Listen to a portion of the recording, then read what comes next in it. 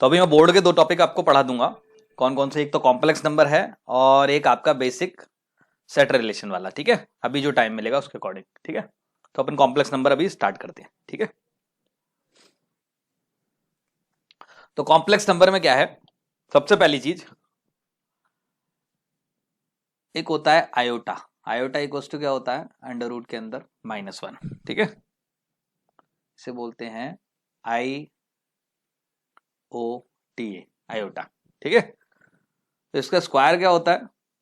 Iota square equals to -1। ठीक है, फिर iota cube equals to minus iota, iota raise to power 4 is equals to what आपका? That will be iota. ठीक है, same चीज अगर आप लिखें तो iota raise to power 4n जो होता है वो 1 होता है। Iota raise to power 4n plus 1 that is equals to iota, iota raise to power 4n plus 2 that is equals to what आपका? -1 iota raise to power 4n plus 3 equals to minus iota. ठीक है, तो ये हमारा iota के बारे में थोड़ी सी बेसिक जानकारी है ना। अब जो कॉम्प्लेक्स नंबर होता है, आयोटा रेज टू पावर 4 1 है, हाँ दिस विल बी 1 है ना।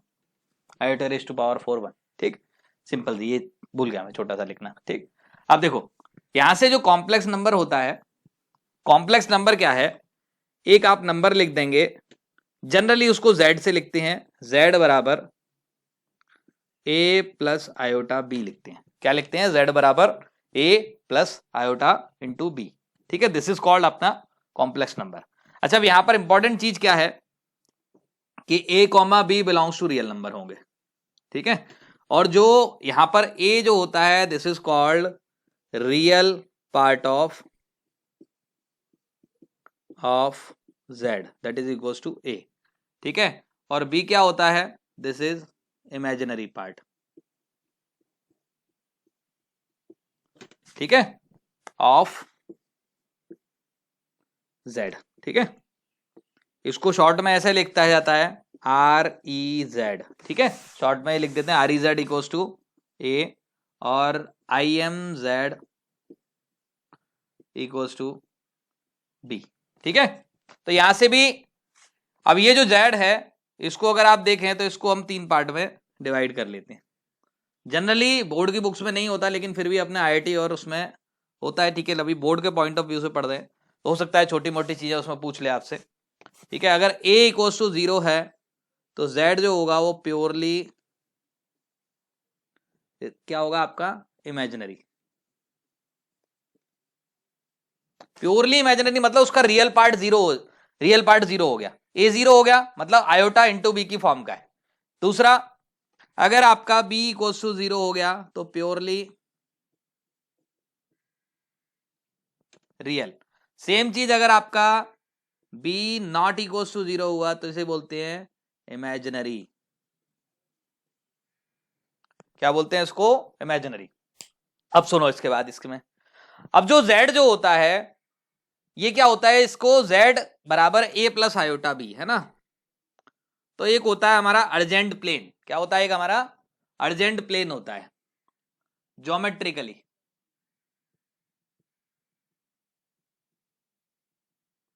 एक हमारा होता है ये अर्जेंट प्लेन।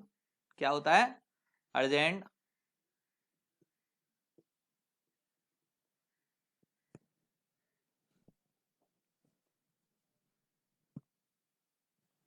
देखो, अब देखो अर्जेंट प्लेन क्या है?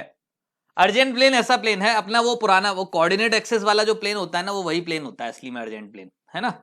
बस क्या है कि अब क्योंकि यार कॉम्प्लेक्स नंबर में बातें कर रहे हैं तो फिर कुछ ना कुछ तो जुगाड़ मारनी पड़ेगी, तो उन्होंने इसका नाम दे दिया अर्जेंट प्लेन। इसमें क्या होती है? एक होती है रियल एक्सिस। क्या होती है? Real axis. और ये होती है इमेजिनरी एक्सिस।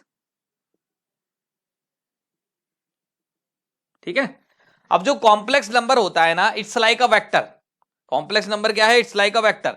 ए क्या है? ए रियल एक्सेस पर चला जाएगा और बी कहां चला जाएगा? इमेजिनरी एक्सेस पर चला जाएगा। तो अगर आप ए प्लस आयोटा बी कोड देखें तो ये क्या होता है? आपको ए कॉमा बी पॉइंट को ओरिजिन से ज्वाइन करने वाला वेक्टर होता है।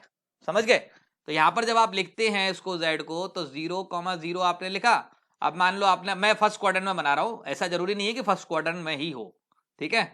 a plus iota b, clear है सबको? बोलो। तो z हमारा क्या होता है, ओरिजिन को a plus iota b, a plus iota b, या फिर ऐसा बोल दे आप, पॉइंट बोलना चाहे तो पॉइंट a कॉमा b को ज्वाइन करने वाला वेक्टर होता है। अब देखो अगर वेक्टर है तो एक बात कंफर्म है, what is the confirm thing बताओ, इसकी लेंथ भी होगी वेक्टर की, है कि नहीं बोलो। अगर जो वेक्टर है तो डेफिनेट बात है उसकी लेंथ भी होगी, और अगर वेक्टर है और उसकी लेंथ भी होगी, इसका मतलब उसका मैग्नीट्यूड भी होगा। इसका मतलब z का मैग्नीट्यूड किसके इक्वल आएगा, आप जरा ध्यान से देखते हैं। ये a हो गया, ये b हो गया, तो z का मैग्नीट्यूड क्या होता है हमारा, a square plus b square. बोलो क्लियर है सबको, बताओ क्लियर। अब जो z यहां से एंगल बनाता है, उस एंगल को भी कुछ बोलते हैं, वो थोड़ी देर में अपन पढ़ेंगे, ठीक है। अभी बेसिक हम उस पर ध्यान देते हैं कि z का आपका z का addition of the complex number, subtraction of the complex number, है ना, ये सब चीजों पर अभी हम ध्यान देते हैं। ओके, नोट करो।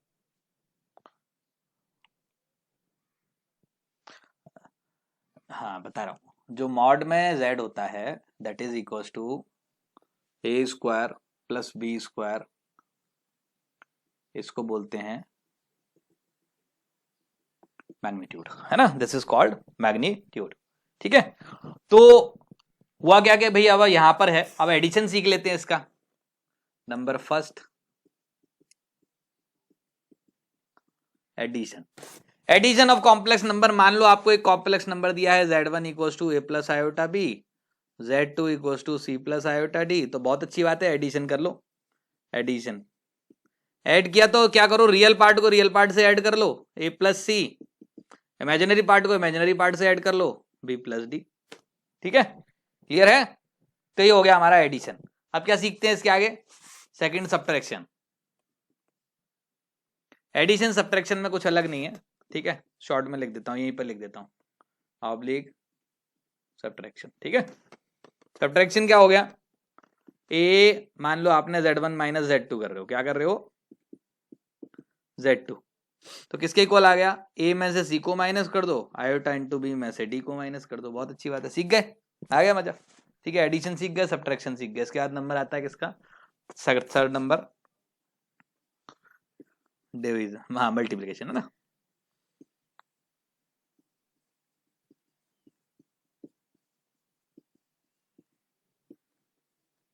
मल्टीप्लिकेशन, ठीक है। मल्टीप्लिकेशन में क्या करना है भाई, सिंपल मल्टीप्लाई है, कुछ भी दिक्कत नहीं है। जहां पर आयोटा इंटू आयोटा है वहां पर क्या लिख देना, आयोटा स्क्वायर। आयोटा स्क्वायर क्या होता है, -1, that is the only thing. तो अपन ने क्या लिखा, z1 इंटू z2। अगर मान लो आपने ऐसा लिख दिया तो क्या लिखोगे, a plus iota b into क्या लिखोगे, c प्लस आयोटा d, ठीक है, ये लिख दिया। अभी सिंपल मल्टीप्लाई करो मजे से, क्या लिखोगे, सिंपल मल्टीप्लाई करो, ए सी माइनस क्या लिखोगे, प्लस में आयोटा बी सी, प्लस में क्या लिखोगे, a iota a d, plus क्या लिखोगे, iota square b d, clear है।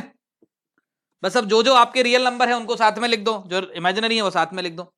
तो A C minus B D, B D negative हो गया ना, आयोटा स्क्वायर -1 होता है, इसलिए जो आयोटा स्क्वायर का वैल्यू होता है -1 होता है, तो ये बी इंटू डी क्या हो गया, नेगेटिव हो गया, नेगेटिव लिख दिया। प्लस में क्या लिखा, iota into B C plus A into D, सीख गए बोलो, कोई कंफ्यूजन है, कुछ भी डाउट है बताओ। अब इसके बाद आ जाते हैं अगले पर। अब इसमें कोई सवाल लो, सवाल कर लो, एग्जांपल कर लो एक, z1 बराबर 2 प्लस 3 आयोटा, z2 बराबर 3 प्लस 4 आयोटा, मल्टीप्लाई कर लो, z1 इंटू z2 कितना हो गया, 2 इंटू 3 6, 3 इंटू 4 12 हो गया, 12 इंटू आयोटा स्क्वायर कितना हो गया आपका, -12, तो -12, प्लस क्या लिखोगे, ये हो गया 2 इंटू 4 8 हो गया, 3 इंटू 3 9, 8 प्लस 9 17 आयोटा, तो -6 प्लस 17 आयोटा, क्लियर है बोलो, कोई डाउट तो नहीं है, चेक कर लो कुछ गड़बड़ी तो नहीं कर दी मैंने, वैसे सही लिखा है। कितना हो गया, 3 इंटू 2 6 हो गया आपका, 3 इंटू 4 कितना हो गया, 12 हो गया, माइनस हो गया, और 2 इंटू 4 8, 8 प्लस 9 आपका, 8 प्लस 9 आप जानती हैं, इसके बाद next number conjugate of complex number. ठीक है, अब कॉन्जुगेट क्या होता है आपने जनरली इसमें पढ़ा है, उसमें जो अपन रियल नंबर पढ़ते हैं ना उसमें कॉन्जुगेट, अगर मान लो a प्लस रूट थ्री लिखा है, 2 प्लस रूट थ्री लिखा है, तो इसका कॉन्जुगेट क्या होता है जनरली 2 माइनस रूट थ्री लिखते हैं अपन, ऐसा लिखते हैं ना। तो यहां भी कुछ ऐसा ही है कि अगर आप एक कॉम्प्लेक्स नंबर लिखते हैं z बराबर a प्लस आयोटा b, तो इसका जो कॉन्जुगेट होगा उसे लिखते हैं, पहली तो लिखते हैं, लिखने का तरीका क्या होता है, z बार लिखा जाता है, z पे क्या लिखा जाता है, ऊपर बार लिखा जाता है। z बार क्या होगा, इसका रियल पार्ट अगर इमेजिनरी पार्ट नेगेटिव है तो उसे पॉजिटिव बना दो, पॉजिटिव है तो उसे नेगेटिव बना दो, समझ गए। तो अगर आपने लिखा तो इसको क्या लिखोगे, a माइनस आयोटा बी, समझ गए, बोलो क्लियर है सबको, बताओ अब ये क्लियर। अब देखो अगर मैं इसी कॉम्प्लेक्स नंबर को अर्जेंट प्लेन में बनाऊंगा तो कैसा बनेगा भाई, देखो अगर मान लो ये मेरा z है, z बराबर a प्लस आयोटा बी, ठीक है, अगर मान लो ये इधर एंगल बना रहा है तो ए प्लस आयोटा बी में क्या हुआ, ए आप यहां पर चले, बी आप ऊपर चले गए, तो ए माइनस आयोटा बीटा में क्या होगा, आप ए आप यहां पर चलोगे और बी आप क्या चलोगे, नीचे चले जाओगे, ठीक है। और जैसे ही आप बी नीचे चले जाओगे तो ये क्या हो जाएगा, ये इस तरीके से हो जाएगा। अगर मान लो ये एंगल थीटा बनाता है तो ये क्या बनाएगा, ये माइनस थीटा बनाएगा, समझ गया कि नहीं समझे, बोलो कोई डाउट है। अगर ये इस तरफ एंगल बना रहा है तो ये इस तरफ बनाएगा, बस इतनी सी चीज है, that is the difference, okay. अच्छा अब यहां से एक चीज और पता चल जाएगी, अगर आप z इंटू जेड बार कर दो कितना मिलेगा जरा देखो, a plus iota b a minus iota b क्या हो गया, a square minus iota, iota square b square, iota square क्या होता है, तो a square plus b square, और a square plus b square क्या होता है, अभी थोड़ी देर पहले पढ़ा, मैग्नीट्यूड का स्क्वायर, समझ गए, ये भी याद रखो, ये इसकी इंपॉर्टेंट प्रॉपर्टी है, ठीक है, नोट कर लो जरा इसे, फिर इसके बाद अभी आपको कुछ और आगे पढ़ाता हूं, ठीक है, नोट करो। आर्गुमेंट और एम्पलीट्यूड ऑफ कॉम्प्लेक्स नंबर, अभी थोड़ी देर पहले बताया कि कॉम्प्लेक्स नंबर क्या रिप्रेजेंट करता है, इट्स लाइक अ वेक्टर, है ना। उसका आर्गुमेंट क्या है, कैसे निकाला जाता है, आर्गुमेंट क्या है और एम्पलीट्यूड दोनों एक ही चीज होते हैं, आर्गुमेंट भी बोल सकते हैं और एम्पलीट्यूड भी बोल सकते हैं ना, ठीक है। अभी तो कॉम्प्लेक्स नंबर जो है वो एक्स एक्सिस से जो एंगल बनाता है, जो कॉम्प्लेक्स नंबर है वो एक्स एक्सिस से अगर आप रोटेट करें एक्स एक्सिस को, तो वो रोटेट करने के बाद जितना एंगल बना के कॉम्प्लेक्स नंबर के पास पहुंचेगी दैट इज कॉल्ड आपका एम्पलीट्यूड और आर्गुमेंट, ठीक है। तो यहां लिखते हैं angle made by complex number, कहां से, फ्रॉम रियल एक्सिस, है ना, रियल एक्सिस, मैंने अभी आपको क्या बोला, आपका एक्स एक्सिस, तो हमारी वो एक तरीके से एक्स एक्सिस जैसा बिहेव कर रही है इसलिए एक्स एक्सिस बोल दिया, ठीक है। Made by complex number from real axis is what, आपका आर्गुमेंट और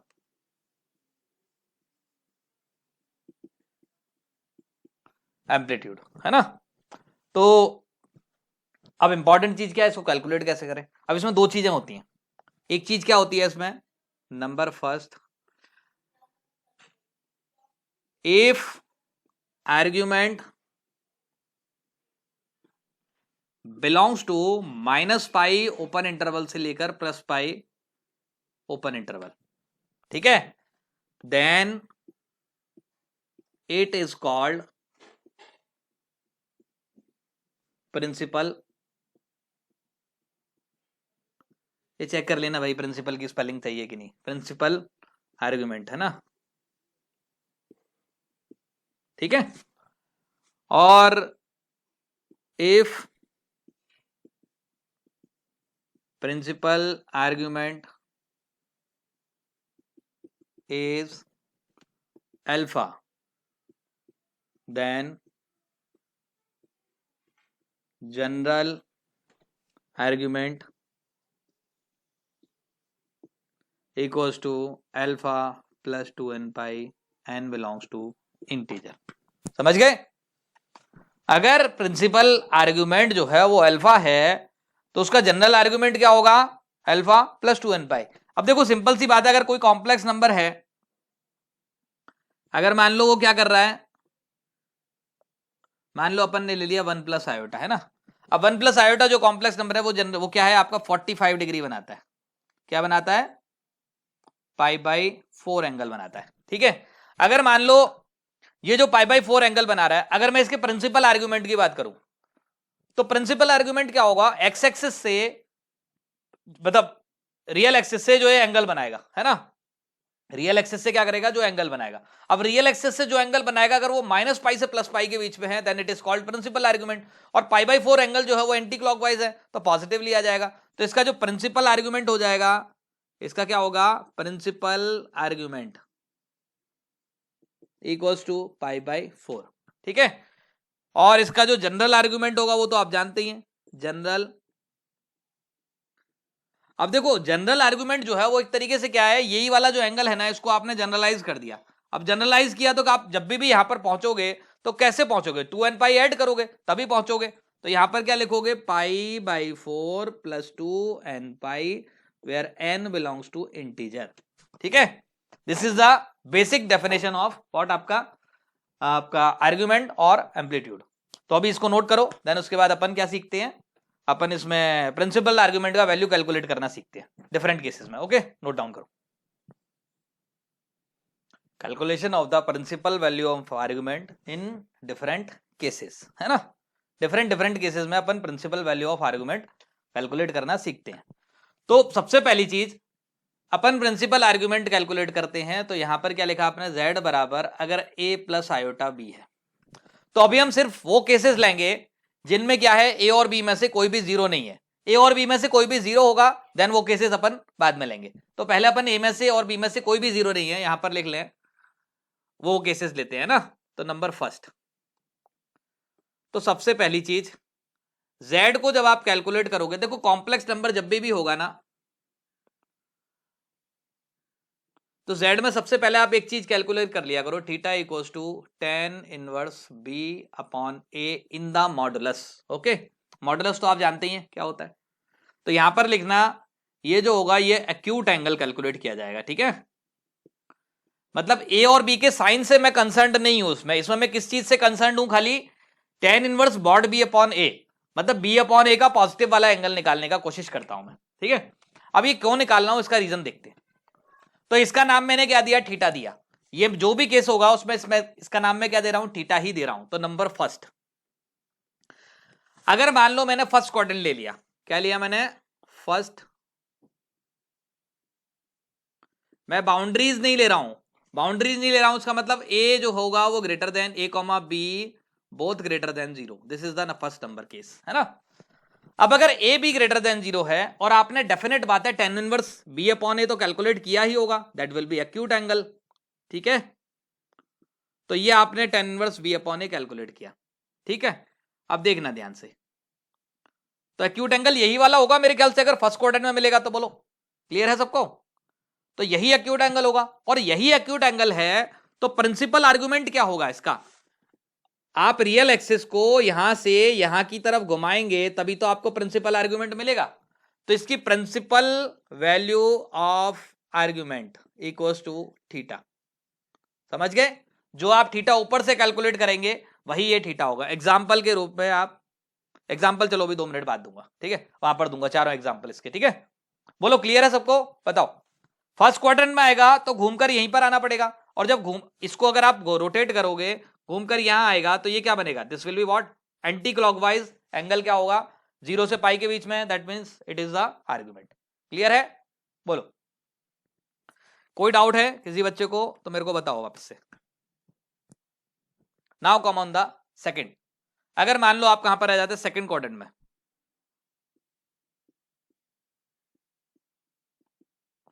अगर मान लिया सेकंड क्वाड्रेंट में आ गए तो सबसे सेकंड क्वाड्रेंट में क्या होता है भाई? सेकंड क्वाड्रेंट की बाउंड्री पर नहीं है, ना तो वाई एक्सिस, ना तो आप इमेजिनरी एक्सिस पर हो ना रियल एक्सिस पर। तो ए क्या होता है? लेस देन 0 होता है, बी क्या होता है? ग्रेटर देन 0 होता है। ठीक है, अब ध्यान से देखना इधर, अगर मैं इसको बनाऊंगा सेकंड क्वाड्रेंट में तो 100% बात है कि ये मिलेगा, ये z मिलेगा मेरे को। अब आप मुझे बताओ, अगर मैंने थीटा की वैल्यू कैलकुलेट की तो थीटा जो एक्यूट एंगल मिलेगा ये एक तरीके से मॉड बी होगा, मॉड ए होगा, है ना, और ये एक तरीके से मॉड बी जैसा होगा, मतलब क्योंकि ये नेगेटिव है तो इसलिए मैं इसे मॉड ए लिख रहा हूं, है ना। अब आप जब एंगल कैलकुलेट करोगे तो ये वाला एंगल आपने थीटा एक्यूट कैलकुलेट किया है, यहां से जो कैलकुलेट होकर आएगा ना वो ये एंगल आएगा। आप ये बताओ क्या ये आर्गुमेंट है? नहीं है, क्योंकि आप जो आर्गुमेंट निकालते हो ना वो पॉजिटिव रियल एक्सिस से, रियल एक्सिस में भी लिख लेना उसको पॉजिटिव रियल एक्सिस, है ना। तो अगर आप आर्गुमेंट कैलकुलेट करोगे this will be the argument. अगर मैं थीटा के टर्म्स में आर्गुमेंट निकालना चाह रहा हूं, what will be the value of argument, बताओ जल्दी से। तो आर्गुमेंट क्या हो गया, principal argument, that is equal to, बताओ जल्दी से क्या आएगा, ये एंगल थीटा है तो ये वाला एंगल क्या आएगा, जल्दी बताओ, पाई माइनस थीटा। तो आर्गुमेंट क्या आ गया, पाई माइनस थीटा। क्लियर है, बोलो, कोई डाउट किसी बच्चे को, कोई कंफ्यूजन?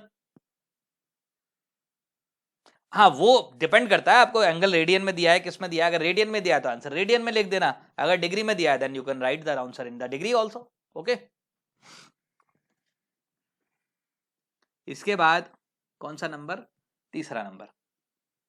तो तीसरा नंबर हम बाद में देखेंगे, पहले हम फोर्थ नंबर देखते हैं ना। कौन सा क्वाड्रेंट,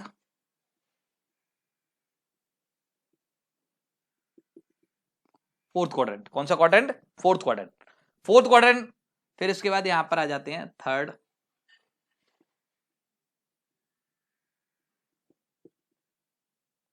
क्वाड्रेंट। ध्यान रखना, ऐसे करना, कभी भी एक भी सवाल गलत नहीं होगा बोर्ड का, सारे सवाल आपके हो जाएंगे, ठीक है। यहां पर क्या लिखा, थर्ड क्वाड्रेंट। फोर्थ क्वाड्रेंट में क्या होता है भाई, ए तो ग्रेटर देन 0 होता है और बी क्या होता है, बी लेस देन 0 होता है, यही होता है ना। मतलब एक्स एक्सिस तो पॉजिटिव होती है लेकिन वाई कोऑर्डिनेट क्या होता है, नेगेटिव हो जाता है ना। अब आप मुझे बताओ कि अगर मैंने ये थीटा लिया, ये एंगल थीटा है, तो मेरे ख्याल से अब बताओ आर्गुमेंट जल्दी से बताओ क्या आएगा सब बच्चे। हाँ, तो और कौन से आर्गुमेंट की बात कर रहा हूं मैं, प्रिंसिपल वैल्यू ऑफ आर्गुमेंट बराबर माइनस थीटा।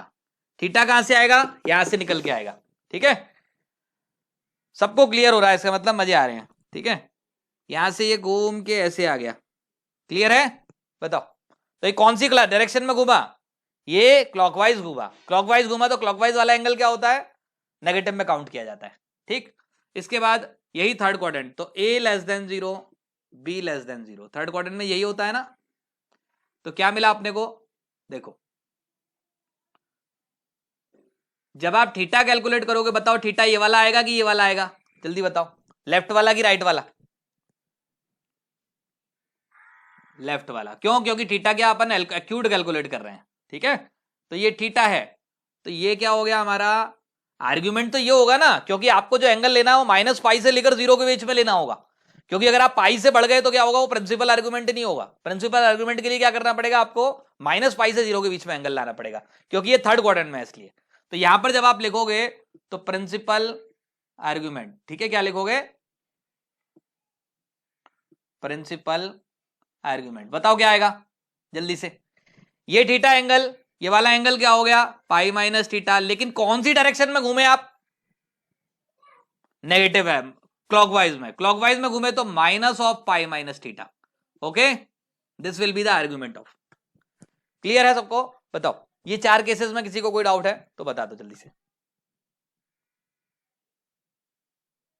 थीटा एक्यूट वाला ही ले रहे हैं, क्योंकि वैसे तो अपन ने क्या है 11th में पढ़ा नहीं होता है आईटीएफ, अदरवाइज आईटीएफ पढ़ लेंगे ना जब आपको ये समझ में आ जाएगा ये एंगल जो होता है वो एक्यूट ही होता है।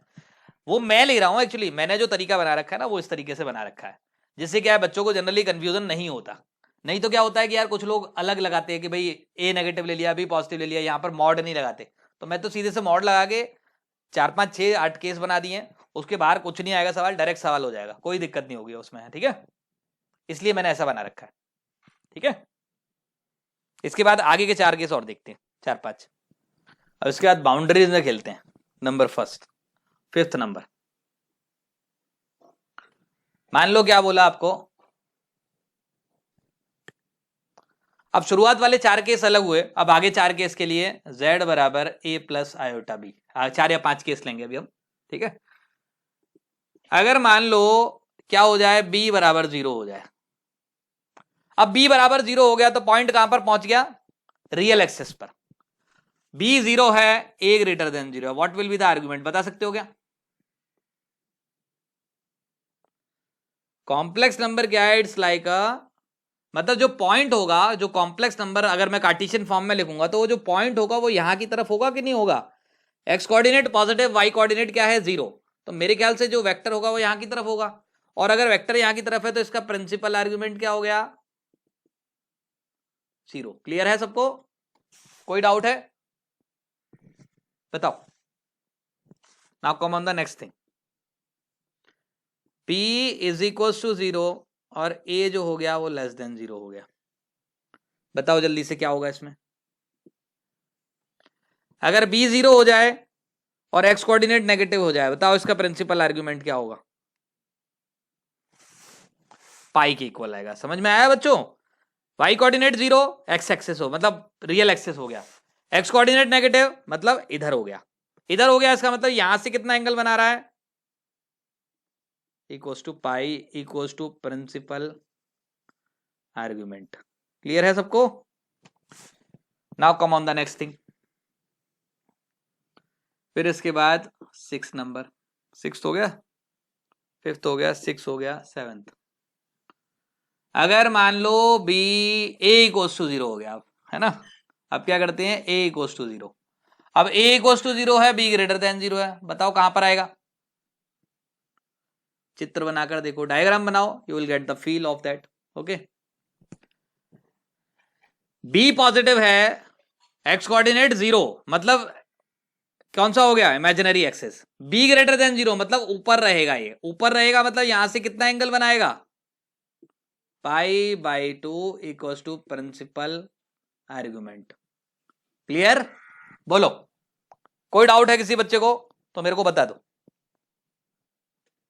फिर उसके बाद नेक्स्ट नंबर पर आ जाते हैं। नेक्स्ट नंबर क्या होगा, 8th नंबर।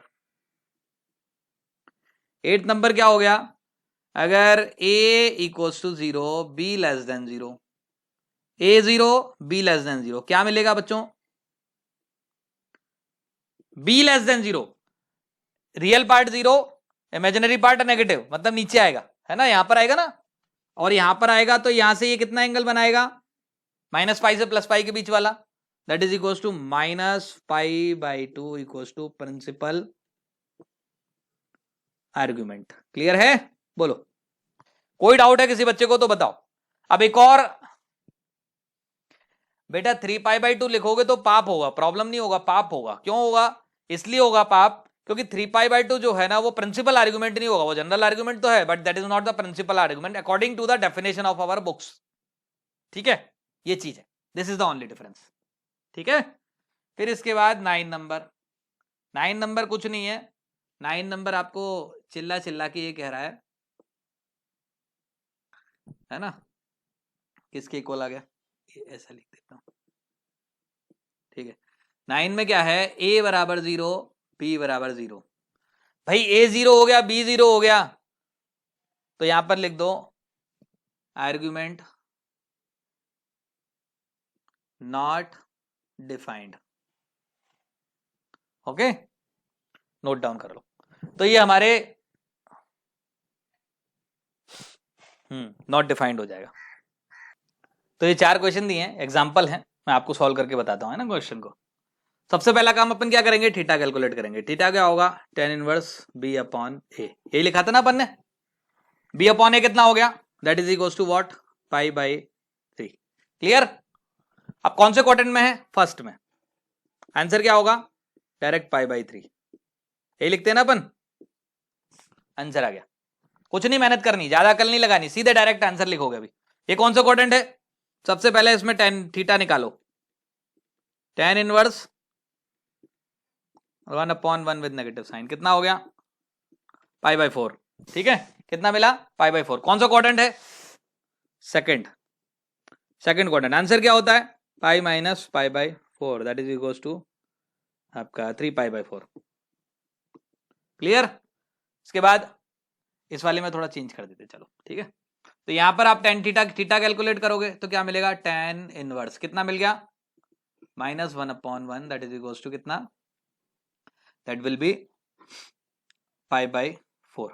क्लियर, ये π/4 हो गया। जैसे ही आपने कैलकुलेट किया तो थीटा कितना आ गया, यहां से प्रिंसिपल आर्गुमेंट कितना आ गया, कौन सा क्वाड्रेंट है, फोर्थ, तो -π/4 सीधा, ठीक है। इसके बाद अगला वाला z इक्वल्स टू, अगर आपने मान लो ये लिख दिया तो इसका थीटा निकाल लो, थीटा क्या मिला, tan inverse 1/√3 in the mod equals to π/6। तो प्रिंसिपल आर्गुमेंट क्या हो गया, minus of pi minus π/6 -5π/6। Simple सा कैलकुलेशन है, डायरेक्टली कैलकुलेट करो, you will get the answer. Okay, क्या हो गया, थीटा कैलकुलेट किया, π/4 मिला, कौन से क्वाड्रेंट में, फोर्थ में, डायरेक्ट माइनस थीटा आंसर लिख दिया। थीटा कैलकुलेट किया, π/6 मिला, थर्ड क्वाड्रेंट में, डायरेक्ट आंसर क्या लिखा, pi minus π/6 with negative sign. Okay, ये हमारा हो गया। तो एक सवाल मैं आपको और देता हूं और आप अटेम्प्ट कर लो, ठीक है। एक छोटी सी चीज है जो आप लिख लो, थोड़ा सा काम आएगा। अभी अपन क्या है, इसमें आइलर्स फॉर्म पढ़ेंगे और एक दो चीजें पढ़ेंगे, उसमें काम आती है। एक दो एक्सपेंशन है, जरा उनको लिख लो, है ना। जैसे e⁻x का जो एक्सपेंशन होता है 1 प्लस क्या लिखते हो आप, x/1 factorial, x² 2 factorial, x³ 3 factorial, dot dot dot up to infinity आता है ना। ये अपना e⁻x का एक्सपेंशन होता है।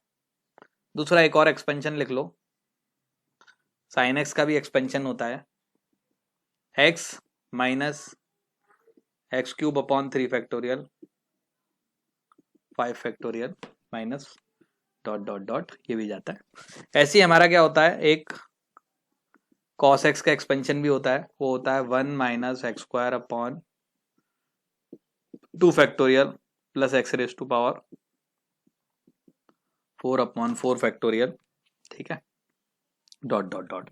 This is the expansion of sin x and cos² x, ठीक है। तो यहां से एक छोटी सी चीज निकल कर आती है, व्हाट इज दैट, उसका अपन बाद में यूज करेंगे। अभी एक आइलर्स फॉर्म होती है, उसका यूज करेंगे इसमें, है ना। तो e⁻i इंटू एक्स जो होता है वो किसके इक्वल होता है, iota into theta, that is equal to cos theta plus iota sine theta, ठीक है। कैसे होता है भाई, कुछ नहीं करना है आपको, आपको बिल्कुल मेहनत नहीं करनी है, आपको सीधा सा काम, ये e⁻x लिखा है, x लिखा है ना, इसमें x की जगह पर आयोटा इंटू क्या लिख दो, x लिख दो। जैसे ही आप आयोटा इंटू x लिखोगे, इंटू थीटा आपने लिखा, तो क्या लिखोगे, 1 plus iota theta upon 1 factorial, plus क्या लिखोगे, आयोटा इंटू क्या लिखोगे, iota square theta square upon 2 factorial, iota cube theta cube upon 3 factorial. जैसे ही ऐसा लिखोगे, plus dot dot dot up to infinity, है ना।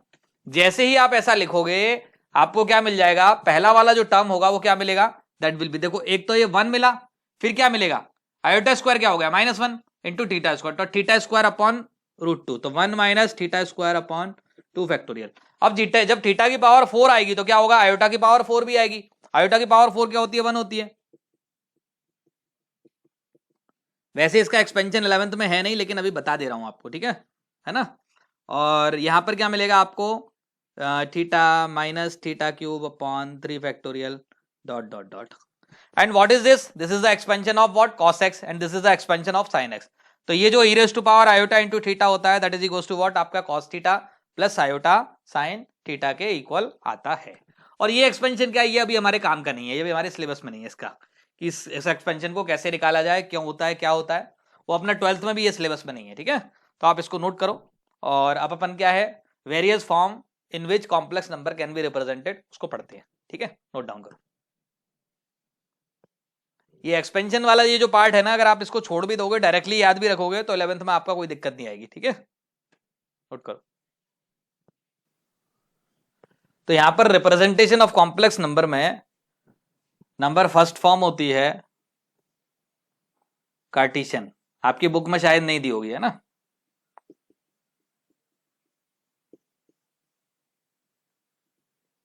कार्टेशियन फॉर्म, कार्टेशियन फॉर्म क्या होती है, अगर आपको मान लो कॉम्प्लेक्स नंबर दिया है z equals to a plus iota b, तो z को क्या है अपन एक कोऑर्डिनेट की फॉर्म में लिख देते हैं। तो z को क्या लिख सकते हैं आप, a, b, एक तरीके से कोऑर्डिनेट की फॉर्म में लिख दो कि भाई z क्या है अपना, x है, वो रियल एक्सेस में a चलता है और इमेजिनरी एक्सेस में क्या चलता है, वो b चलता है। अब वो फर्स्ट क्वाड्रेंट में है तो a, b लिख दिया। मान लिया सेकंड में होता तो आप वो भी लिख देते, ठीक है। तो ये कार्टेशियन फॉर्म है, ये कोई अलग से फॉर्म नहीं होती। मतलब ये जो लिखा है ना, इसी को अपन कार्टेशियन फॉर्म भी बोलते हैं। इसको भी बोल दो या फिर डायरेक्टली इसको भी बोल सकते हो। सेकंड फॉर्म होती है अपनी, सेकंड फॉर्म ये होती है अपनी, ये होती है पोलर फॉर्म और ट्रिग्नोमेट्रिक फॉर्म।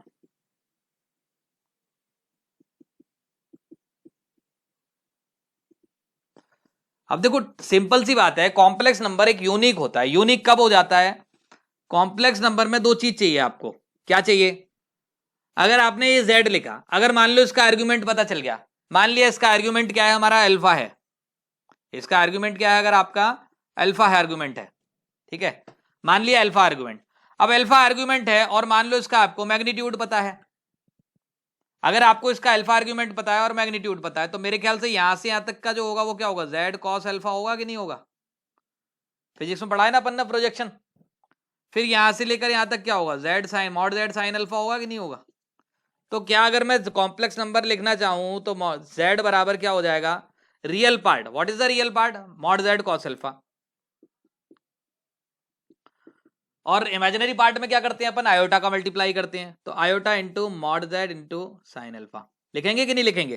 तो यहां से z बराबर क्या हो गया, mod z into cos alpha plus iota sine alpha. तो यहां पर मॉड z को क्या लिखते हैं, r लिख देते हैं, और इसका जो आर्गुमेंट है, मान लो इसका जो आर्गुमेंट है उसको थीटा लिखा, थीटा, ठीक है। आर्गुमेंट को तो चलो अपन ने अल्फा लिया है ना, तो अल्फा। तो यहां से z बराबर क्या होता है, r कॉमा अल्फा लिख दिया जाता है। ये पोलर फॉर्म कहलाती है। क्या कहलाती है ये, पोलर फॉर्म। अच्छा अभी ये ट्रिग्नोमेट्रिक फॉर्म कौन सी है, तो z बराबर क्या लिख दिया अपन ने, जनरली ट्रिग्नोमेट्रिक में ऐसा लिखा जाता है, r ब्रैकेट के अंदर cos alpha plus iota sine alpha. तो ये अपनी ट्रिग्नोमेट्रिक फॉर्म हो गई। यहां पर अल्फा क्या है, आर्गुमेंट, और r क्या है, r बराबर मॉड z, ठीक है। बोलो क्लियर सबको। अब अगर मान लो अगर आपको बोल दिया कि भाई z बराबर cos alpha, r into cos alpha plus iota sine alpha, तो cos alpha plus iota sine alpha को मैं कुछ लिख सकता हूं अभी, जो कि मैंने 2 मिनट पहले पढ़ा है, E raise to power iota into alpha लिख सकता हूं, cos alpha plus iota sine alpha को। बोलो हाँ या ना। तो यहीं से निकल कर आती है एक हमारी आयलर्स फॉर्म।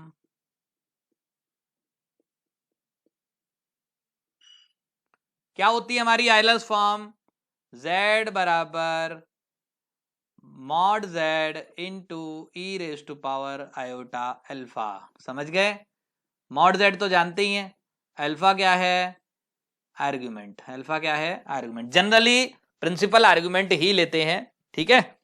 तो नोट करो इसे जल्दी से, समझ में आया, कोई डाउट है किसी को, बताओ। तो बेसिकली अगर आपको कॉम्प्लेक्स नंबर को वेरियस फॉर्म में रिप्रेजेंट करना है तो दो चीजों की जरूरत है, व्हाट इज दैट, एक तो मैग्नीट्यूड ऑफ z और एक क्या चाहिए, आर्ग्यूमेंट ऑफ z, ठीक है। क्लियर है, नोट डाउन करो जल्दी से। इसके बाद और चीजें सीखते हैं और एक दो प्रॉपर्टी पढ़ते हैं कॉन्जुगेट की और इसकी मॉडुलस की, है ना।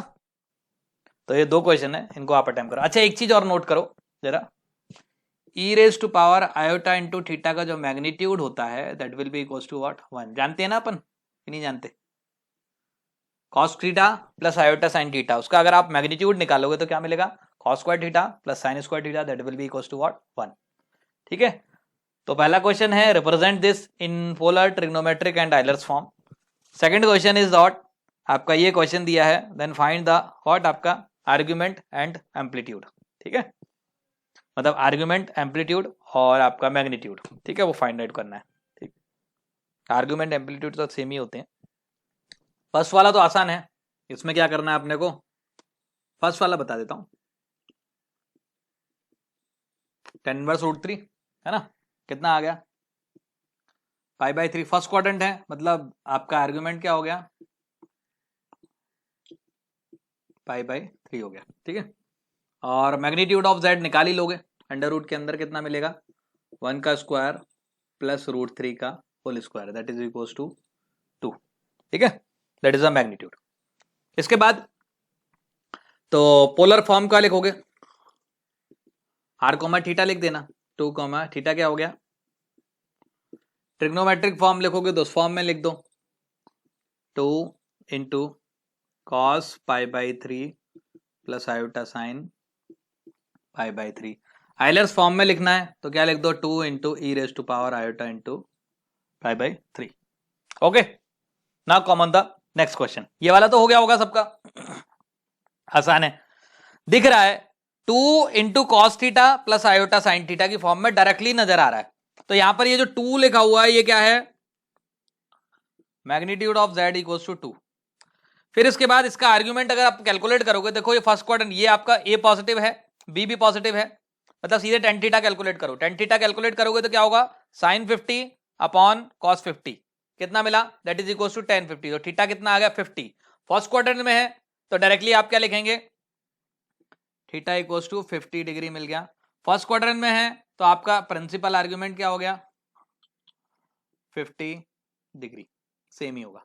ठीक है, now come on the second question, इसको सॉल्व करो, 2 मिनट का टाइम देता हूं इसके लिए। ठीक है,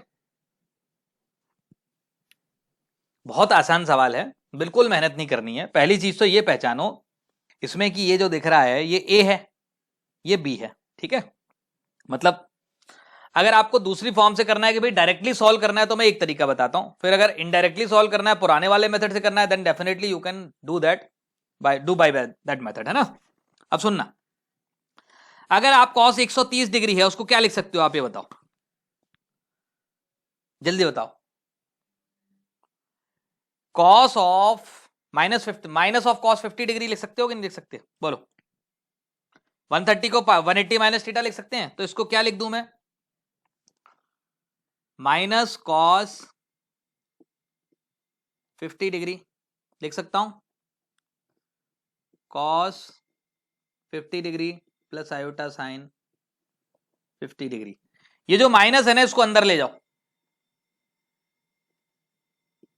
बढ़िया, मजा आया कि नहीं आया, बोलो। अब ये पॉजिटिव हो गया तो एक बात तो कंफर्म हो गई कि इसका आर्गुमेंट निकल आया, वो मैग्नीट्यूड निकल आया। कितना हो गया magnitude, mod z equals to cos 50 degree, और कॉस 50 डिग्री तो आप जानते ही हो पॉजिटिव होता है। ठीक है, अब इसके बाद क्या प्रॉब्लम आ रही है, आर्ग्यूमेंट। आर्ग्यूमेंट आपको अच्छा नहीं दिख रहा, आपको अगर ऐसे करना है तो ऐसे कर लो, नहीं तो आप पुराने वाले मेथड से कर लो। ये भी नेगेटिव है, ये भी नेगेटिव है, कौन सा क्वाड्रेंट है बताओ, थर्ड क्वाड्रेंट है कि नहीं है। तो थीटा कैलकुलेट कर सकते हैं आप, क्या अपन tan इनवर्स क्या लिखोगे, sine 50 degree upon cos 50 degree, कितना आया 50 डिग्री। क्लियर है, बोलो, कोई डाउट है। अब जैसे ये 50 डिग्री आ गया, कौन सा क्वाड्रेंट है बताओ, थर्ड क्वाड्रेंट है। थर्ड क्वाड्रेंट में आंसर क्या होता है, अगर मैं प्रिंसिपल आर्गुमेंट की बात कर दूंगा, कितना आएगा, minus of 180 degree minus 50 degree, कितना आ गया, माइनस 130 डिग्री। क्लियर है, this will be the answer of this question. Simple सा काम है, tan इनवर्स ये कैलकुलेट किया, 50 डिग्री मिल गया। अब क्योंकि ये भी नेगेटिव है, ये भी नेगेटिव है, डायरेक्टली आपने आंसर क्या लिखा, 180 minus 50 degree, that is the answer. कुछ लोग क्या है ना, यहीं से डायरेक्ट कभी कभी गलती कर देते हैं, cos 130 लिख देते हैं, डायरेक्टली लिख देते हैं, वो गलत हो जाता है ना। तो ऐसा काम आपको नहीं करना है। ओके, नोट डाउन करो। प्रॉपर्टीज देख लेते थोड़ी सी मॉडुलस की।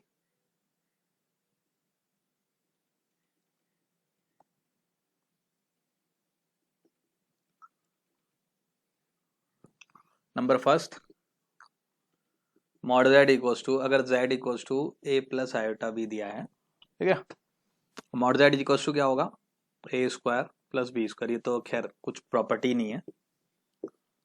और z बार का जो मॉड होगा that is equals to also z mod के इक्वल होगा। दूसरा इंपॉर्टेंट चीज क्या है, तीसरा, अगर z1 का जो मॉड है, मान लो z1 इंटू z2 का आपको मॉड निकालना है, वो क्या होगा, z1 mod into z2 mod. कहां से आता है ये, it is all coming from Euler's form. ठीक है, 4 नंबर। अभी मैं आपको डिवीजन भी सिखाऊंगा। Z1 अपॉन Z2 का जो मॉड होता है that is equal to Z1 mod upon Z2 mod, है ना। ये अपनी रही मॉडुलस की प्रॉपर्टी। इसके बाद आ जाते हैं अपन क्या, कॉन्जुगेट। कॉन्जुगेट का प्रॉपर्टी नंबर फर्स्ट, अगर Z बराबर a प्लस आयोटा भी है तो फर्स्ट प्रॉपर्टी क्या कहती है, Z bar equal to a minus iota b होगा, ठीक है। सेकंड प्रॉपर्टी क्या कहती है, सेकंड प्रॉपर्टी बोलती है कि Z का जो मॉड होगा that is equal to Z bar के मॉड के इक्वल होगा। थर्ड प्रॉपर्टी क्या कहती है, आर्ग्यूमेंट, प्रिंसिपल आर्ग्यूमेंट। कौन सा आर्ग्यूमेंट, प्रिंसिपल आर्ग्यूमेंट।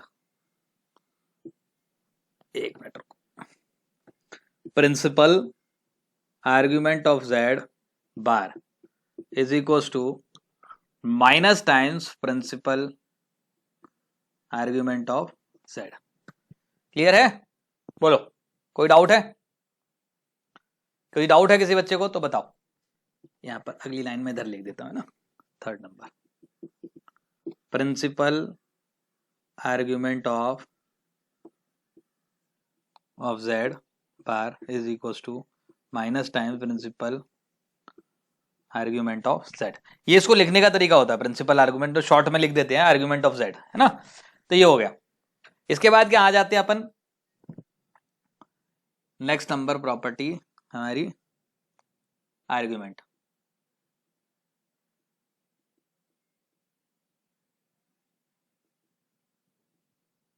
बहुत अच्छी बात है, आर्ग्यूमेंट की प्रॉपर्टी भी देख लेते हैं।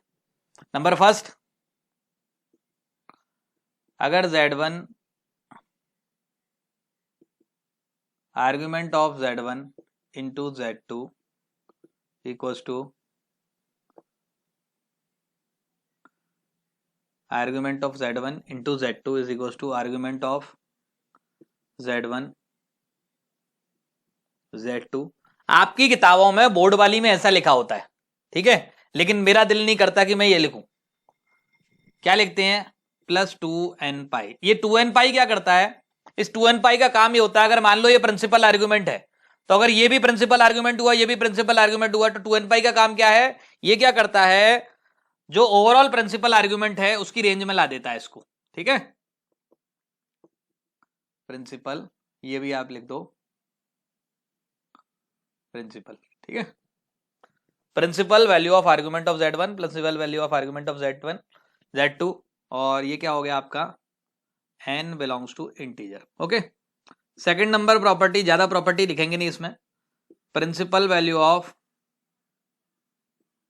Argument of Z1 upon Z2 is equals to principal value of argument of Z1 minus principal value of Z2 और प्लस 2n पाई। प्लस 2n पाई लिखना जरूरी है, n बिलोंग्स टू इंटीजर, ठीक है।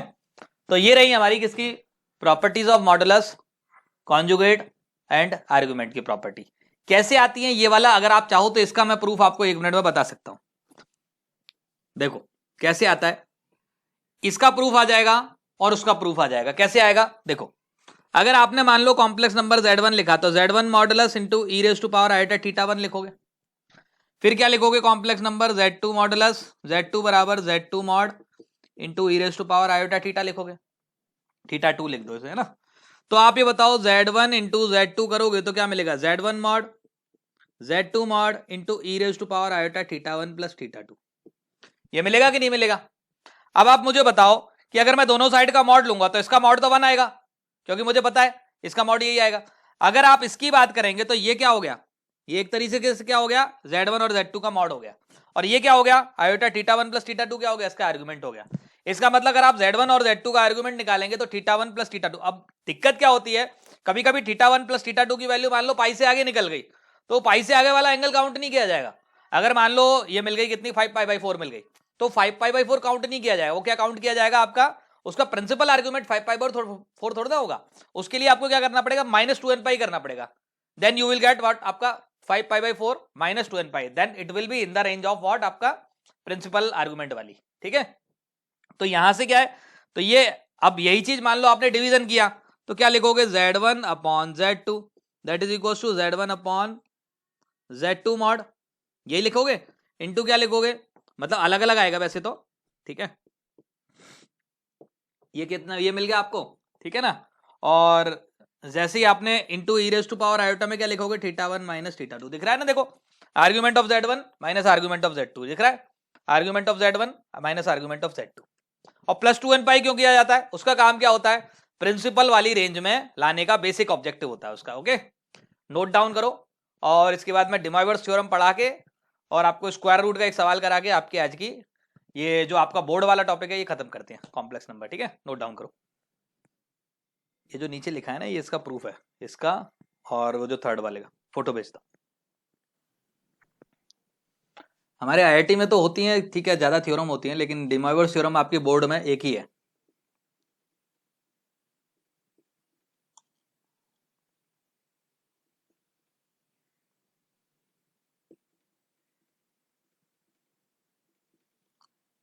स्पेलिंग चेक कर लेना, मेरी स्पेलिंग टेढ़ी टेढ़ी मेढ़ी हो सकती है, ठीक है, तो उसको आप चेक कर लेना बस। एक मिनट रुको, शायद रॉन्ग लिख दिया, DMOI डी ये होती है ना, चेक कर लो, शायद ये आती है स्पेलिंग, है ना।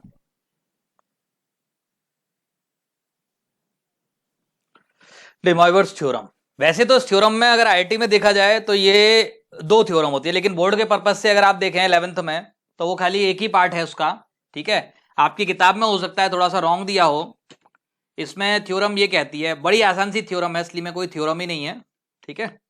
ये कहती है हमारी cos theta plus iota sine theta, अगर ऐसा लिखा हुआ है और इसकी पावर आपने n लगा दिया, ठीक है। जनरली हम जो है वो n इंटीजर लेते हैं, यहां पर क्या लेते हैं, n को इंटीजर लेते हैं, ठीक है ना। n को इंटीजर लिया जाता है तो इसकी जो वैल्यू आती है वो किसके इक्वल आती है, that will be equals to what, cos theta plus iota sine theta, ठीक है।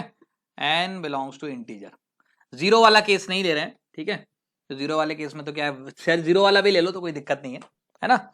लेकिन आपकी किताब में एक सवाल गलत भी दिया हुआ है, ठीक है, HSC बोर्ड की बुक में, उसमें क्या है, यहां पर n की जगह 2/3 लिखा है। जब 2/3 लिखा हुआ होगा ना तो उस केस में डिमॉइवर्स थ्योरम का सेकंड स्टेटमेंट होता है वो, जो कि अब अपन इस साल नहीं पढ़ेंगे, ठीक है। तो वो जो सेकंड 2/3 वाले केस में जो सवाल दिया आपको HSC की बुक में, that is a wrong question, ठीक है। तो अपन क्या है 2/3 नहीं लिखते हैं, अपन क्या लिखते हैं सीधे वहां पर 2/3 लिखेंगे, अगर 2 है 3 है -2 है -1 है then we can write this, okay. तो ये हमारी डिमॉइवर्स थ्योरम है। अब यार ये कोई थ्योरम है क्या, बताओ जरा, ये स्टेटमेंट है, सीख गया डिमॉइवर्स थ्योरम। बताओ इनने क्या बड़ी बात करी, बताओ बताओ, इसने क्या कौन सी बड़ी तोप मार दी इसने डिमॉइवर्स ने, बताओ। ये तो हम जानते ही है ना यार, अगर आप एक चीज बताओ, E raise to power iota theta लिखा है, उसकी पावर n लगाओगे तो क्या मिलेगा, E raise to power iota into n theta, मिलेगा कि नहीं मिलेगा। कोई बहुत बड़ी बात कह दी क्या डिमॉइवर ने, बताओ बोलो, कोई बड़ी बात कही है। अभी इससे भी खतरनाक सवाल करते हैं हम, एक एग्जाम्पल देखो, लेकिन याद रखना है ये किस फॉर्म में होना चाहिए, it should be in the form of cos theta plus iota sine theta, okay. अब सुनो, जैसे एग्जाम्पल लिखा, मान लो क्या, ओह सॉरी, हाँ ये एन थीटा होना चाहिए, सही कह रहे हो, मैंने रॉन्ग लिख दिया, N theta plus iota sine N theta, right है, ठीक है। तो हमारी ये डिमॉइवर्स थ्योरम हमको ये कहती है कि ये जो n है ना ये इधर मल्टीप्लाई हो जाता है। अब n को आप इधर मल्टीप्लाई कर दो, cos n theta plus iota sign n theta, तो बस सिंपल सी ये कोई अलग स्टेटमेंट तो कहा नहीं उसमें। अब एक सवाल लिख लेते हैं, cos π/3 प्लस आयोटा साइन π/3, मान लो इसकी पावर आपने क्या लगा दिया 5, तो डायरेक्टली क्या लिखोगे, cos 5π/3 प्लस आयोटा साइन 5π/3, ठीक है, ऐसा लिखोगे। मतलब सिंपल सा काम है, ये जो 5 है इसका सीधे मल्टीप्लाई कर दो। एक आध किताब में सवाल दिया उसमें शायद 5/3 का मल्टीप्लाई कर दिया है। 5/3 वाले केस में क्या होता है, इसके 3 रूट होते हैं, और जो 3 रूट होते हैं ना वो उसमें हमको थोड़ा सा ध्यान देना होता है ना, ठीक है। इसके बाद इसी में एक और एग्जांपल बनाते हैं, है ना। मान लो आपने लिखा, वो अगले साल सीखेंगे, ठीक है, वो डिमॉइवर्स थ्योरम का सेकंड स्टेटमेंट है जो कि अपन के 11th के सिलेबस में नहीं है, नहीं है वो बुक में, ठीक है। cos थीटा प्लस क्या लिखा अपन ने, मान लो आपने एक सवाल देता हूं मैं आपको, cos theta plus iota sine theta raise to power 5 cos theta minus iota sine theta raise to power 7, है ना। मान लो ये क्या लिखा आपने, cos alpha plus iota sine alpha. पहली चीज तो अपन को De Moivre's थ्योरम तो लगानी नहीं है, सीधे तो ये लगाओ आयलर्स थ्योरम, लेकिन ठीक है बोर्ड की बुक में दिया है तो आप लगा लेना, अच्छा लगेगा सामने वाले को चेक करते हुए, है ना। तो यहां पर क्या लिखा, देखो ऊपर लिखा E raise to power iota theta, इसकी पावर क्या लगा दिया आपने 5 लगाया, नीचे वाले को क्या लिखोगे, E raise to power iota theta, इसकी पावर क्या 7। अब होशियार है ना हम आगे लोग, बताओ, E raise to power iota into 5 theta minus 7 theta, तो क्या मिला, E raise to power iota into minus 2 theta, and what is the value of that, cos 2 theta plus iota sine minus 2 theta. Clear है, बोलो। तो यहां से जो alpha निकल आया वो कितना आया, this will be equal to alpha. This is the answer of this question. Clear है, बताओ, कोई डाउट किसी बच्चे को, बोलो। डन, नोट डाउन करो इसे। क्यूब रूट ऑफ यूनिटी क्या है, क्यूब रूट किसके रूट है, यूनिटी, यूनिटी के तीनों रूट को क्या बोलते हैं हम, cube root of unity. Z cube बराबर 1, तो इसके अगर आप रूट्स निकालेंगे तो क्या क्या मिलेंगे, z माइनस 1 फैक्ट एक तरफ लेकर आ जाओ, क्या लिखोगे, z square plus z plus 1, तो यहां से तो आपको मिल गया, यहां से आपको मिल गया z इक्वल्स टू 1, यहां से आपको z की दो वैल्यूज मिलेंगी, कौन कौन सी मिलेंगी वो आपको बता देता हूं, z equals to minus 1/2 plus √3/2 iota, दूसरा z मिलेगा आपको 1/2 with negative sign minus √3/2 iota. कैसे आएगा, वो श्रीधराचार्य वाला जो मेथड है ना उसको लगा देना, अगर अंडर रूट के अंदर -1 मिलता है उसका नाम आयोटा दे देना, ठीक है, -b plus minus B square minus 4ac, ठीक है, वो कैलकुलेट करके। तो ये जो z बराबर 1 है इसको तो 1 ही बोलते हैं, इसका नाम क्या है, इसका नाम ओमेगा दे दिया गया है हमारी किताबों में, और इसका जो तीसरा वाला है इसका नाम है ओमेगा स्क्वायर। अब अच्छी बात क्या होती है, ये जो 1 ओमेगा ओमेगा स्क्वायर है ना, यही आपके क्यूब रूट ऑफ यूनिटी होते हैं, क्यूब, हाँ इसे, इसीलिए तो मैं कह रहा हूँ वो क्वेश्चन में आया था ये अपन ने क्वाड्रेटिक नाम का चैप्टर जो पढ़ा है ना उसमें एक क्वेश्चन आया था अपना आईटी की शीट में वो वाली, तो उसमें ये चीज मिली थी, है ना। ठीक, ठीक है, वापस से बता देता हूँ उसको, 1 ओमेगा ओमेगा स्क्वायर ये आपके क्यूब रूट ऑफ यूनिटी। अब इसकी खास बात क्या होती है, अब क्योंकि ये इस वाली इक्वेशन के रूट है तो डेफिनेट बात है इसको इक्वेशन को सेटिस्फाई भी करेंगे, तो प्रॉपर्टी नंबर 1, ओमेगा को यहां रख दो, we have got the property number 1 omega cube equals to 1। Clear है, बोलो हाँ या ना। सेकंड प्रॉपर्टी, प्रॉपर्टी नंबर 2, अब आप ये बताओ अगर ये इक्वेशन है, अगर इस इक्वेशन को मैं ऐसा लिख दूं z cube minus 1 equals to 0, इसका सम ऑफ द रूट निकाल सकते हो क्या आप, बताओ सम ऑफ द रूट क्या आएगा, 0 आएगा कि नहीं आएगा, तो 1 प्लस ओमेगा स्क्वायर बराबर 0। अब इसकी खास बात क्या होती है, अगर आप ओमेगा का स्क्वायर करोगे ना यू विल गेट ओमेगा, और इसका स्क्वायर किया तो ये तो दिख ही रहा है आपको, है ना। फिर प्रॉपर्टी नंबर 3, प्रॉपर्टी नंबर 3 में दो स्टेटमेंट लिख देते हैं, omega bar equals to omega square and omega square equals to omega bar, sorry omega square का बार इक्वल्स टू ओमेगा, समझ गए। एक सेकंड मैंने कुछ लिख दिया क्या गलत, इसका बार लिया तो आपने मतलब इसके स्क्वायर को हटा के इसका अगर आपने बार लिया तो ये ओमेगा हो गया, ये मिल गया, ठीक है, बोलो क्लियर है, कोई डाउट है।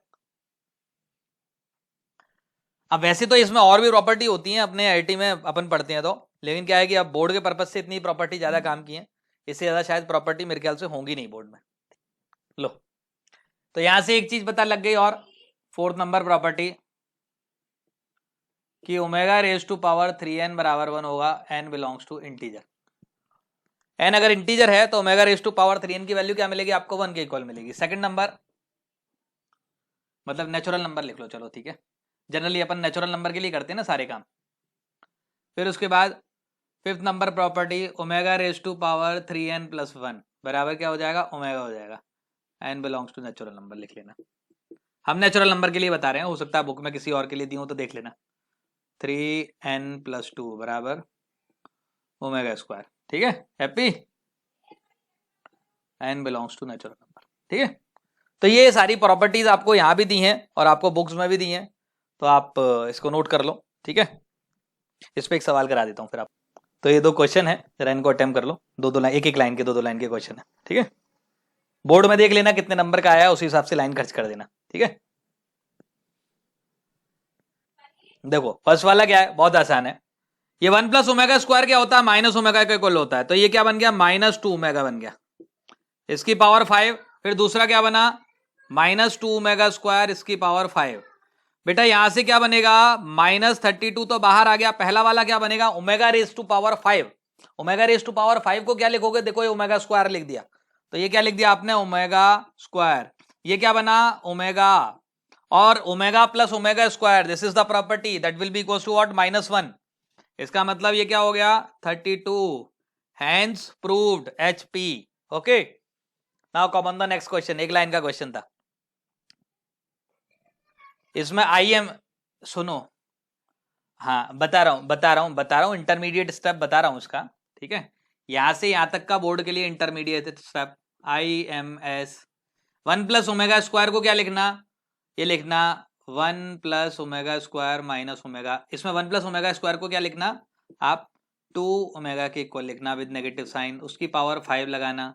फिर दूसरा वाला क्या लिखोगे, 2 ओमेगा स्क्वायर, सॉरी है ना, 2 ओमेगा लिख दिया। दूसरे का क्या बना, 2 omega square with negative sign. इसमें -32 बाहर निकालना, ओमेगा की पावर 5 लिखना, ओमेगा की पावर 10 लिखना। ओमेगा की पावर 5 को क्या लिखोगे, व्हाट यू विल राइट, यहां से, हाँ ओमेगा क्यूब, इसको लिखना omega cube into omega square, फिर लिखना ओमेगा स्क्वायर को। वो डिपेंड करता है आपको बोर्ड में कितने नंबर का क्वेश्चन आया है, 5 नंबर का है, 4 नंबर का आया है, तो उसे लिखना omega cube into omega square. वहां पर लिखना ओमेगा क्यूब का क्यूब इंटू ओमेगा, ठीक है। 5 नंबर का सवाल है तो बहुत सारी लाइनें लिखनी होंगी। फिर लिखना where omega cube equals to what, 1, है ना, तो वो उस लाइन पर डिपेंड करता है। तो इसी क्या लिख देना, -32 ओमेगा क्यूब इंटू ओमेगा। यहां पर क्या लिखना, ओमेगा की पावर क्यूब इसका होल क्यूब इंटू ओमेगा, यहां पर स्क्वायर आएगा, ठीक है। तो कितना हो गया, -32।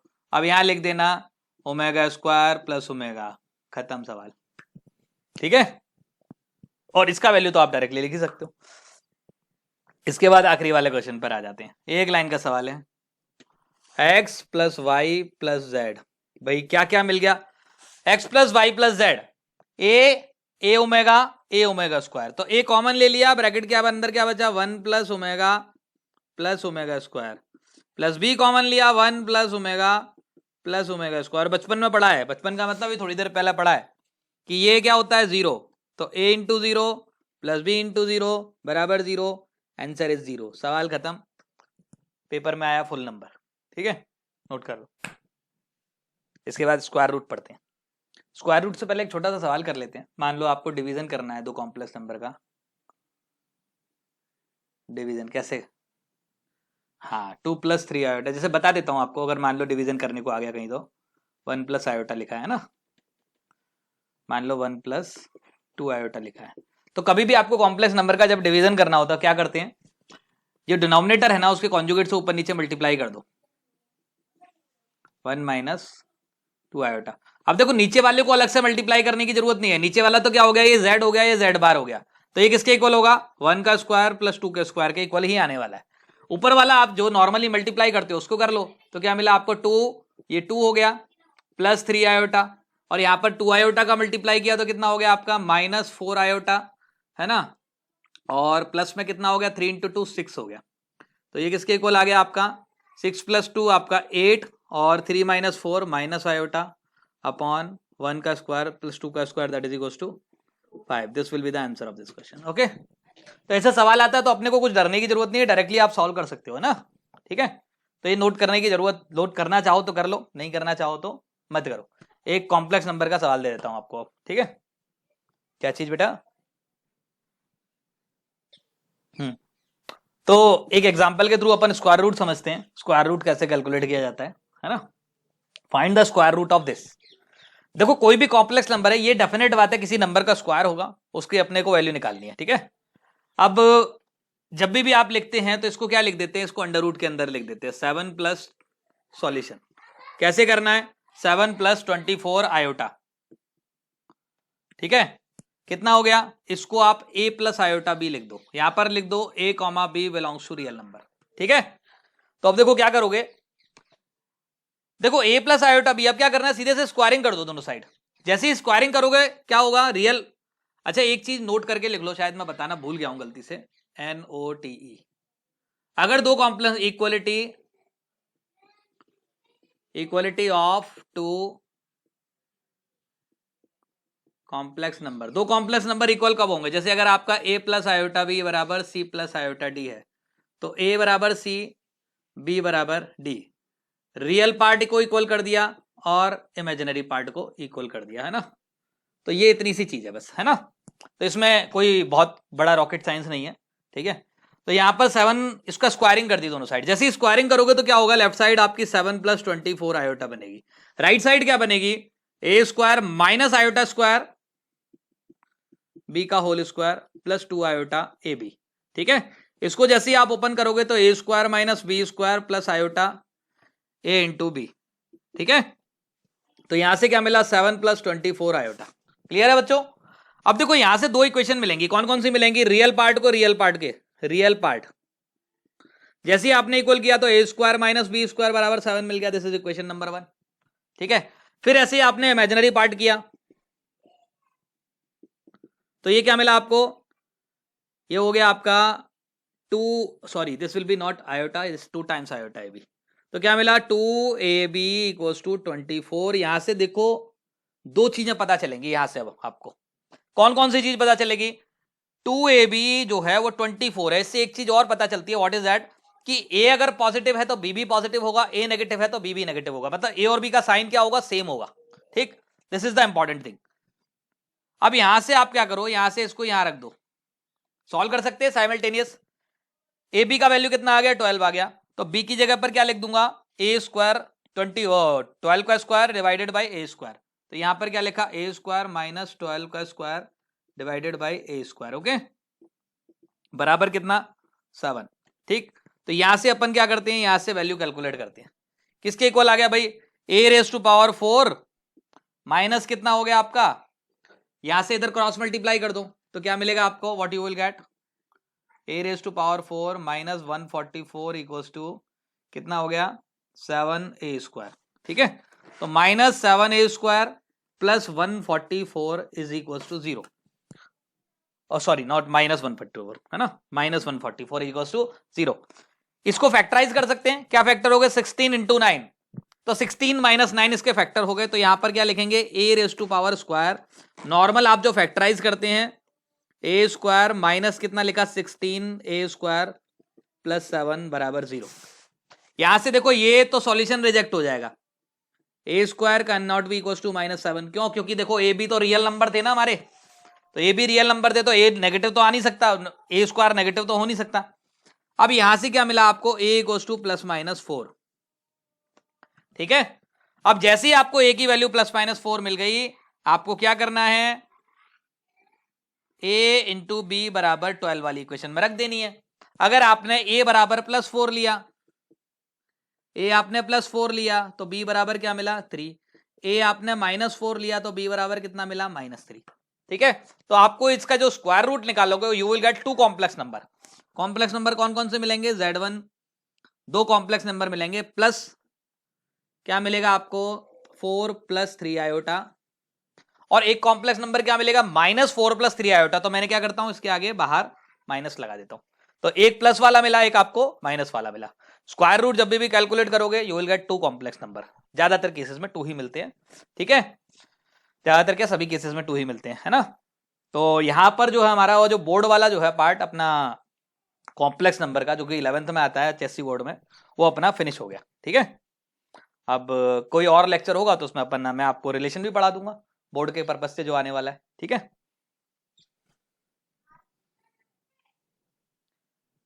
बेटा z जो है वो नेगेटिव, z में पहली चीज तो कॉम्प्लेक्स नंबर ना नेगेटिव होता ना पॉजिटिव होता, पहली चीज तो अपने दिमाग में घुसाओ ये, कॉम्प्लेक्स नंबर ना तो नेगेटिव होता है ना पॉजिटिव होता है अगर उसमें आयोटा लगा हुआ है तो। उसका रियल पार्ट नेगेटिव पॉजिटिव हो सकता है लेकिन कॉम्प्लेक्स नंबर नेगेटिव पॉजिटिव नहीं होता। वैसे कहीं पर ये चीजें दिखेंगी नहीं, लेकिन कॉम्प्लेक्स नंबर में अगर आपने बोला कि भाई Z1 is greater then Z2, तो कॉम्प्लेक्स नंबर में इस स्टेटमेंट को हम एब्सर्ड स्टेटमेंट बोलते हैं। अगर मान लिया कॉम्प्लेक्स नंबर प्योरली रियल है then we can say this statement is right, but if complex number में आयोटा आ रहा है, अगर आपको बोला कि 2 आयोटा इज ग्रेटर देन 3 आयोटा या less than 3 iota, both statements are wrong, false. क्यों? क्योंकि वो एब्सर्ड स्टेटमेंट है। कॉम्प्लेक्स नंबर अपने आप में इमेजिनरी नंबर होता है, अगर उस इमेजिनरी नंबर में आप बड़ा छोटा करेंगे that is the absurd statement कहा जाता है हमारे कॉम्प्लेक्स नंबर की भाषा में। ठीक है, तो अपन इस स्टेटमेंट को देखते हैं। यहां से आपको एक मिलेगा आपको 4 + 3 आयोटा, एक कॉम्प्लेक्स नंबर मिलेगा आपको -4 - 3 आयोटा। ओके,